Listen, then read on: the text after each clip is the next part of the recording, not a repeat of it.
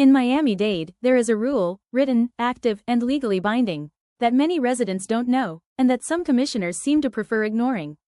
It's called, Reasonable Opportunity for the Public to be Heard on Non-Public Hearing Propositions, Rule 6.06. And it's not a courtesy. It's a right. What exactly does this rule say? Rule 6.06 requires the Board of County Commissioners and its committees to give the public a reasonable opportunity to be heard on any policy proposal that will be voted on and that does not have a formal public hearing. Rules of Procedure. The rule uses the term, proposition, to describe a matter of general, substantive policy, not a procedural motion or a minor administrative detail.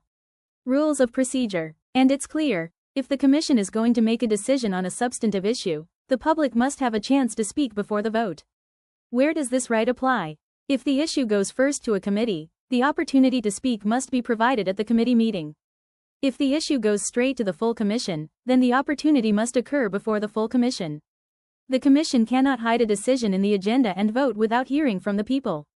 When can they legally deny public comment? Rule 6.06 outlines the only valid exceptions: emergencies involving health, safety, or public welfare where delay would be harmful.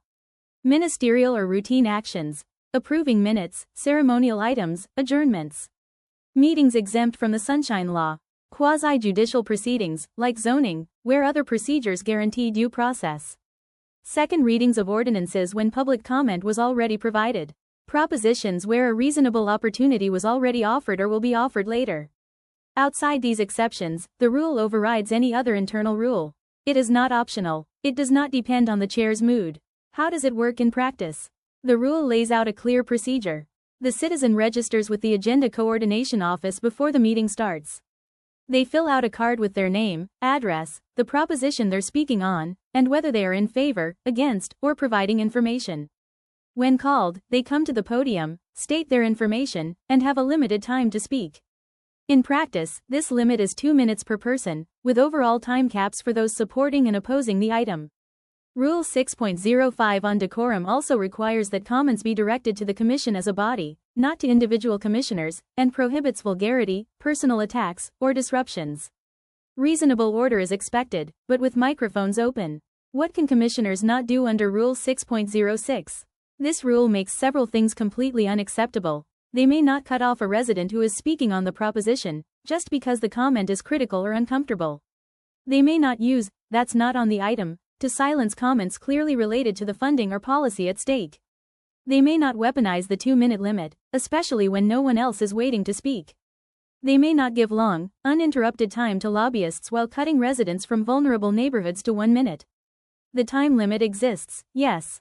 But the key word in the law and in Rule 6.06 is reasonable. Not a tool for selective censorship.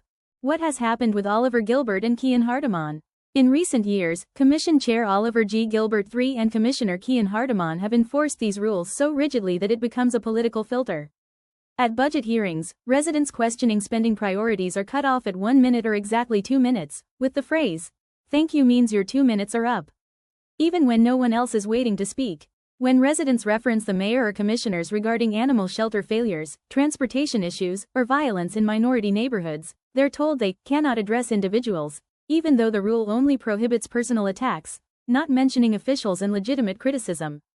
At the Infrastructure, Innovation and Technology Committee, a resident criticizing the county's electric vehicle spending asked for just 1 or 2 more lines to complete her citation. Gilbert immediately cut her off, denying extra seconds even though the podium was empty. His response was, "Thank you means your 2 minutes are up." Submitted in writing. Technically, he can point to the timer. But is that a reasonable opportunity to be heard?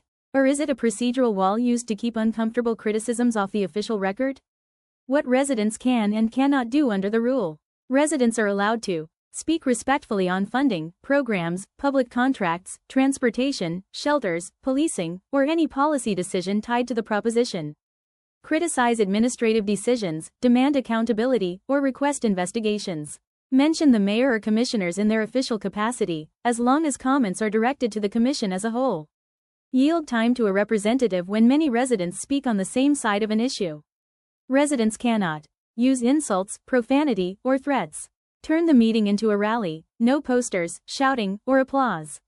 Demand multiple comment rounds on the same proposition when the law only guarantees one reasonable opportunity. And the Commission cannot turn time limits into a pretext to silence dissent.